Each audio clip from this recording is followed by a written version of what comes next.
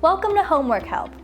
Whether you're studying for the AP US History exam or any other exam that your teacher's inflicting upon you, we've got you covered. Today, we are discussing the Columbian Exchange. So, what is the Columbian Exchange? The Columbian Exchange refers to the exchange of ideas, technologies, food, disease, and peoples that occurred between Europe and the Americas following the discovery of the New World by Christopher Columbus in 1492. When one civilization interacts with another, both cultures always experience some level of change. This is called cultural diffusion. If the differences between the two cultures are extreme, as was the case between the Europeans and the Native American civilizations during the Columbian Exchange, then the changes that follow will be equally extreme. So, in short, the Columbian Exchange resulted in a lot of change for all involved, and these changes had both positive and negative effects for the Native Americans, the cultures of sub-Saharan Africa, and Europeans. When two cultures interact for the first time, cultural diffusion is felt most by the culture with the least developed collective knowledge base, or in this case, the Native American civilizations. They experienced far greater social and economic changes than the Europeans. Animals were an important part of the Columbian Exchange. Did you know that horses didn't exist in the Americas prior to European exploration? Europeans introduced horses, pigs, sheep, goats, and chickens to the Americas. Some continued to be domesticated while others, such as wild pigs, escaped and roamed wild in the New World, often destroying agricultural crops. The Plains Indians quickly embraced the horse for domesticated use and used them to hunt buffalo herds more easily, especially when they later acquired firearms from the Europeans. Europeans brought plants to the New World as well.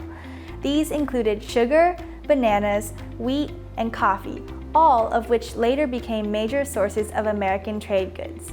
As the slave trade increased contact between Africa and the Americas, Africans introduced rice and yams to the Americas. In return, the Europeans and Africans gained access to new crops, including corn, potatoes, cocoa, tomatoes, squash, pumpkins, and turkeys. Europeans also discovered cane sugar growing in the tropics, which had a dramatic impact upon sweetening the European diet. Interestingly, potatoes later became a main food source for many European regions, including Ireland and Eastern Europe. If you've never heard of the Irish potato famine of the 1840s, you should go check it out. The exchange of food was extremely important.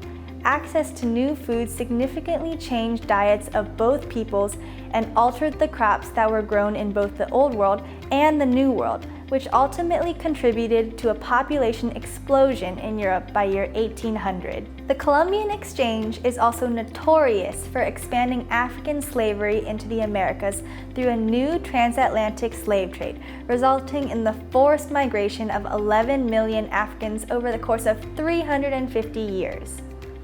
The most notorious and unintended exchange between Europeans and the Americas were the microbes. European diseases arrived with little mercy.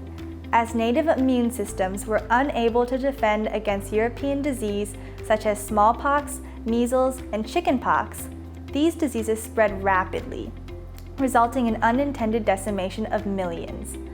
The international slave trade of Africans also introduced new diseases, such as yellow fever and strains of malaria, to the New World. Smallpox was by far the biggest culprit, as up to 95% of some Native American populations were wiped out from this single disease. It devastated Native American populations and cultures. In addition to physical goods, disease, and people, the Columbian Exchange also resulted in the widespread growth of Christianity. In what is now modern South America, Catholicism was spread through the conversion efforts of Spanish explorers and conquistadors, while North America saw the spread of Christianity through the relocation of European Protestants fleeing religious persecution. Clearly, European countries experienced more immediate benefits from the Columbian Exchange. They developed more sophisticated joint stock companies and banking institutions as a result of the newly developed transatlantic trade. Also, The need to manage colonies across oceans resulted in the development of more sophisticated political bureaucracies. The knowledge exchanged between all parties of the Columbian Exchange eventually led to more complex social, political, and economic systems for all. Some view this period as one solely of invasion, while others see it merely as a time of widespread economic and political growth. In reality, it is not one or the other, but rather a complex time period that sent the world into a new age.